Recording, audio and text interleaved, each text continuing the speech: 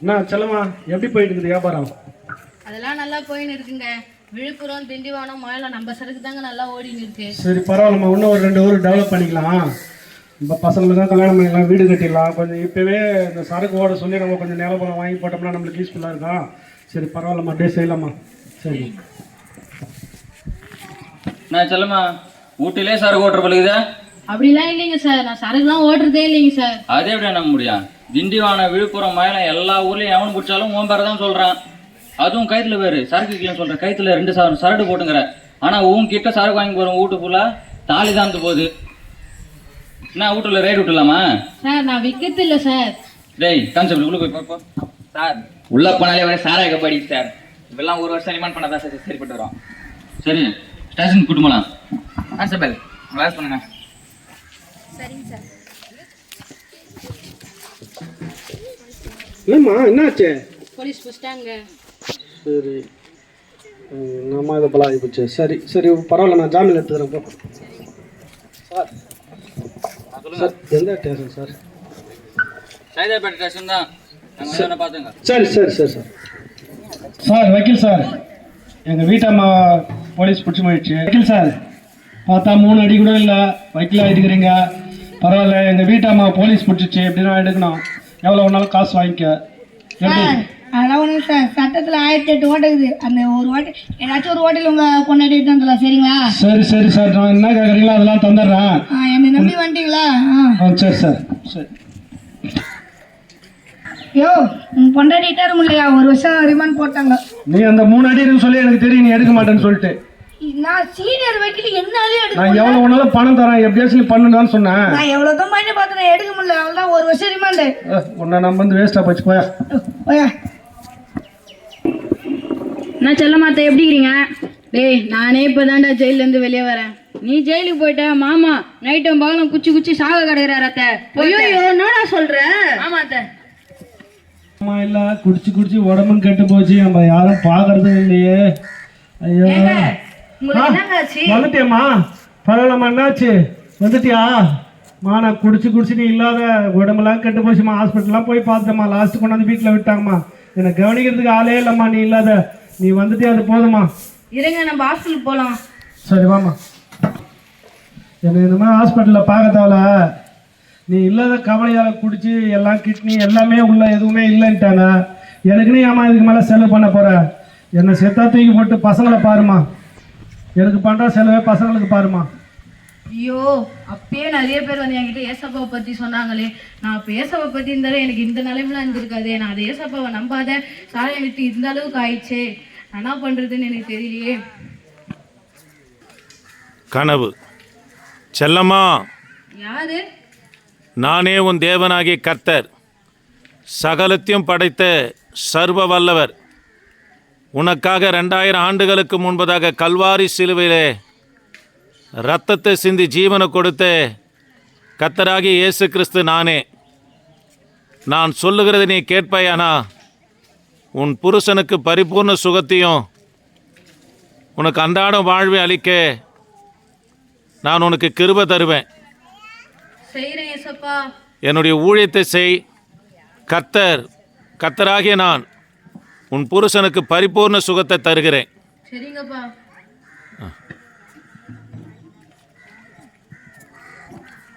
இப்போ எப்படி இருக்கு உங்களுக்கு? பரவாயில்லம்மா. நைட்டு என்ன நைட்டு யாரும் என்னை வந்து தொட்ட மாதிரி இருந்தது.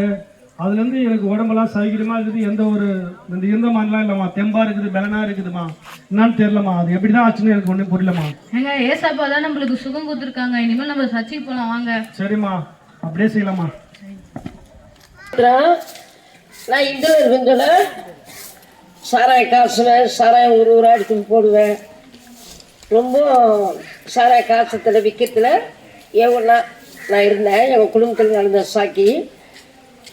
அப்போ இந்த சாராய விற்கிறதுல எல்லாம் சொன்னாங்க, ஏசு ஏற்றுக்குமா, இவ்வளோ கஷ்டப்படுறியா அவங்க புதுசாக வச்சுக்கினே. அவருக்கு ரொம்ப வயிற்று வலி, யாரோ மருந்து போட்டாங்க அப்படின்னு சொல்லிட்டு அவருக்கு நிறைய காசுகளை செலவு பண்ண கணக்கு இல்லாத. ஆனால் ஏசு இருக்குது எனக்கு தெரியாது. நான் சொன்னாங்க ஏசு, நான் ஏசப்பட்டே நினைக்கிறதே கிடையாது. ஆனால் என்ன அவருக்கு தெரிஞ்சவர் தாய் வைத்தே தெரிஞ்சிட்டாரு. ஆனால் நான் தெரியாமல் இருந்தேன். இந்த தவறுகளை செய்த யாரும் சொல்லி நான் கேட்கல. ஒரு நாள் வந்து 1 மணி அவர் பயப்படாடா ஐயா மாதிரி வந்து நின்று உனக்கு வெளிச்சம் வேணுமா இருள் வேணுமான்னு கேட்டாங்க. எனக்கு கை காலெலாம் உதற ஆரம்பிச்சிருச்சு. நீ வா உன்னை தாய்வத்திலே தெரிஞ்ச நீ ஊழியம் செய்யணும் எனக்கு அப்படின்னாரு. நிறைய பணங்க, கணக்கில்லாத பணங்க அந்த பாவத்தில் இருந்து நான் சம்பாரித்தேன். போலீஸ்காரங்க என்னை பிடிச்சிட்டாங்க, பிடிச்சி சைதாப்பேட்டை கோர்ட்டில் போட்டாங்க. நான் அந்த டிஸ்ட்ரிக்டில் போகும்போது என்னை செங்கல்பட்டில் வந்து போட்டு கல்லால் பிடிச்சிச்சு. என்னால் பார்த்துட்டாங்க. போயிட்டு இந்த ஒரு 1 மாதம் 5 நாள்னு சொன்னாங்க டிம்மலில். எனக்கு 1 வருஷம் போட்டாங்க. அப்போ நான் என்ன பண்ணேன், எனக்கு அப்போ கூட கேஸாக பார்த்தான். அப்போ சொன்னார் நம்மளுக்கு சொன்னார் அப்படின்னு சொல்லிட்டு ரொம்ப சோதனை வேதனையுமாக இருந்தேன். திருப்பி எனக்கு பைலி எடுத்து திருப்பி வெளியே கொண்டு வந்தாங்க. அப்புறம் நான் ஏற்றுக்கிறேன், நான் வந்துடுறேன்பா அப்படின்னு சொல்லிட்டு அந்த விற்கிறதுல பயங்கரமாக அந்த சரிகளை வச்சு நான் கும்பிடுறது உண்டு. ஆனால் எனக்கு சுகம் கொடுக்கல. எங்கள் வீட்டுக்காருக்கு ஒரு 80,000 வரையும் செலவு பண்ணேன். இல்லை, ஏசு மருத்துவராக வந்தார் என் வாழ்க்கையில். இதோட எல்லாத்தையும் விட்டுட்டு நான் பாவத்தெல்லாம் விட்டுட்டு ஏசு கூட போனேன். அவர் செய்யாத அதிசயம் அற்புதம். 4 பொண்ணு கல்யாணம் பண்ணாரு, பிள்ளைக்கு வேலையை கொடுத்தாரு, எனக்கு எஸ்ஆர்எம்ல வேலையை கொடுத்தாரு. ஆனால் ஒன்று, இது செய்தவர் ஏசு. எஸ்ஆர்எம்ல நான் அநேகருக்கு ஒரு 500 பேருக்கு வேலை வாங்கி வச்சிருக்கிறேன். உங்கள் ஊர்லாம் கூட வந்து எடுத்துருக்கிறேன். நீங்களும் வண்டியில் போகிறீங்க. செகண்ட் ஷிஃப்டில் முதல் ஊனியம் அவருக்கு தான் முதல் ஊனியம் செய்வேன். கைப்பிடித்து ஊனியம் செய்வேன். அது எங்கே இருந்தாலும் சரி இறங்கி செய்திருவேன். ஏசு பற்றி தான் சொல்லுவேன். ஏன்னா அவங்க அற்புதம் அடையாளம் செய்கிறவர் ஆச்சே. இதோட அந்த சாராய காட்சி பாவத்தை சம்பாதிச்சா இதோட மேலான வாழ்க்கை கொடுத்துக்கிறார் ஏசு. அதனால அவரை விட்டு நான் கைவிடுதல்ல. அவரு கூட தான் என் கூட தான் அவர் இருக்கிறாங்க. நான் அவரை கொண்டு போய் இதை பிடிச்சிட்டேன். அதே மாதிரி உங்கள் வாழ்க்கையில் ஏசு எனக்கு செய்தவர் உங்களுக்கு செய்ய மாட்டாரா? நீங்களும் அவர்கிட்ட வாங்க, அற்புத அடையாளம் செய்வார். நம்பிக்கை அவர்கிட்ட போங்க, கூப்பிடுங்க. அதிகாலையில் எழுந்து 5 மணிக்கு எழுந்து மழைக்காலில் நின்று எஸ்அப்பா எனக்கு என்ன நீ செய்ய சித்தமாக இருக்கிறன்னு சொல்லி கேளுங்க. அவர் செய்வார் பெரிய அதிர்ச்சிகள். சோதரன் தேவனுடைய பிள்ளைகளே, இப்போது சாட்சியை கேட்டீங்க. உங்கள் மத்தியில வந்து ஒரு ஊழியக்காரர் ஊழியம் செய்கிறாரு. காலம் பொல்லாத காலம், கடைசி காலத்துல வந்து நிற்கிறோம். ஆக கர்த்தராகிய இயேசு கிறிஸ்துவை தேடுங்க, அவரை நம்புங்க. விழுப்புரம், திண்டிவனம், மயிலம் இந்த இடத்தெல்லாம் சாராயத்தை காய்ச்சி ஏற்றிக்கினே இருந்தாங்க. போலீஸில் பிடிபட்டு 1 வருஷம் ஜெயிலில் இருந்தாங்க. சைதாப்பேட்டில் புருஷன் பொண்டாட்டி இல்லையான்னு சொல்லி குடிச்சு கிட்னி எல்லாம் போயிடுச்சு.